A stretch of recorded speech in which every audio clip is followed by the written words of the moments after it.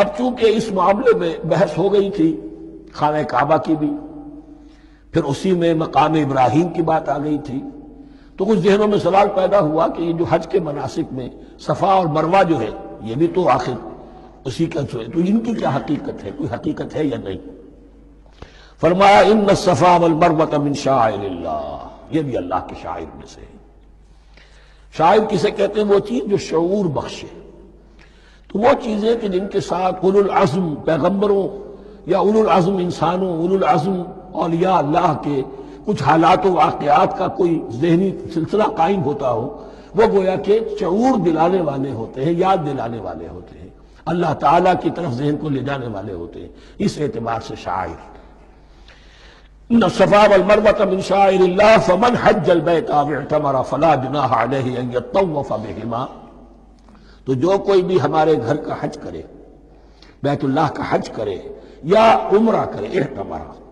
فلا جناح علیہ، تو کوئی حرج نہیں ہے اس پر، ان یطوف بہما، کہ ان دونوں کا بھی طواف کرے، وہ جو 7 چکر لگائے جاتے ہیں، ان الصفا والمروہ۔ ومن تطوع خیر، جو شخص جان بوجھ کر بھلا کام کرتا ہے، فإن اللہ شاکر علیم، تو جان لو اللہ بڑا قدردان ہے۔ اب شکر انسان کرتا ہے تو اس کے معنی کیا ہوں گے؟ احسان مند ہونا۔ وہی شکر اللہ کرتا ہے شکور، اس کے کیا معنی ہوں گے؟ قدردانی، میرے بندے نے یہ کام کیا، میرے بندے نے میرے لیے یہ محنت کی، یہ قربانی دی۔ ان اللہ شاکر علیم، اور جانتا ہے، چاہے کسی اور کو پتہ نہ چلے، اسے تو معلوم ہے۔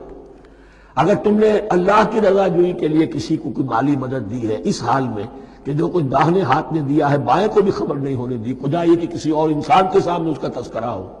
تو اب یہ جو ہے اللہ کے تو علم میں ہے۔ اگر تو اللہ سے اجر و ثواب چاہتے ہو تو اس کا ڈنڈورا پیٹنے کی کوئی ضرورت نہیں، اور اگر تم نے لوگوں کو دکھانے کے لیے کیا تھا تو وہ تو شرک ہو گئی، لائبلٹی ہو گئی۔ ان الذین یکتمون ما انزلنا من البینات، اب یہاں پھر کچھ آخری یوں سمجھیے کہ یہ اب جس کو کہتے ہیں موپنگ اپ آپریشن، بات مضمون تو پورا ختم ہو گیا لیکن کچھ نہیں صحیح چیزیں ابھی ہیں سابقہ امت مسلمہ کے بارے میں کہنے کی، وہ مزید ایڈ کی جا رہی ہیں۔ ان الذین یکتمون ما انزلنا من البینات والہدی من بعد ما بیناہ للناس فی الکتاب اولئک یلعنهم اللہ یلعنهم اللاعنون، یقیناً وہ لوگ جو چھپاتے ہیں اس شے کو جو ہم نے نازل کی ہے بینات میں سے اور ہدایت میں سے، اس کے بعد کہ ہم نے ان کو واضح کر دیا ہے لوگوں کے لیے کتاب میں، وہ لوگ ہیں کہ جن پر لعنت کرتا ہے اللہ، اور لعنت کرنے والے ہیں، کرتے ہیں تمام لعنت کرنے والے۔ یعنی علم ایک بہت بڑی جو ہے امانت ہے، اس علم کا چھپانا، کتمان حق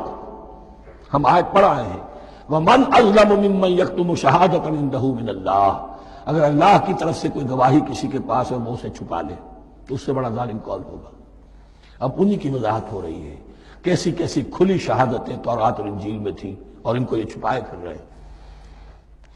ان الذین یکتمون ما انزلنا من البینات والہدی من بعد ما بیناہ للناس فی الکتاب اولئک یلعنهم اللہ یلعنهم اللاعنون الا الذین تابوا واصلحوا وبینوا،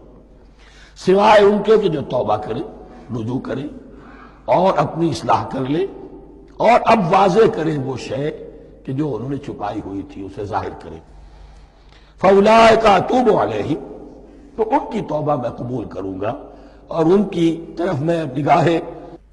التفات میں اپنی پھر ان کی طرف متوجہ کر دوں گا۔ وَأَنَا التَّوَّابُ الرَّحِيمُ، اور میں تو ہوں ہی توبہ کا قبول کرنے والا اور رحم فرمانے والا۔ إِنَّ الَّذِينَ كَفَرُوا وَمَاتُوا وَهُمْ كُفَّارٌ،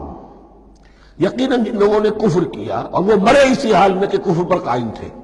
اولئک علیہم لعنۃ اللہ والملائکۃ والناس اجمعین، ان پر تو لعنت ہے اللہ کی بھی اور فرشتوں کی بھی اور تمام انسانوں کی بھی، خالدین فیہا، اس لعنت کی کیفیت میں وہ اب ہمیشہ رہیں گے۔ لا یخفف عنہم العذاب، نہ ان پر سے عذاب کے اندر کوئی کمی کی جائے گی، ولا ہم ینظرون، نہ انہیں کوئی مہلت ملے گی کہ عذاب کا تسلسل ذرا سی دیر کے لیے وقفہ ہو جائے، سانس لینے کی مہلت مل جائے، ولا ہم ینظرون۔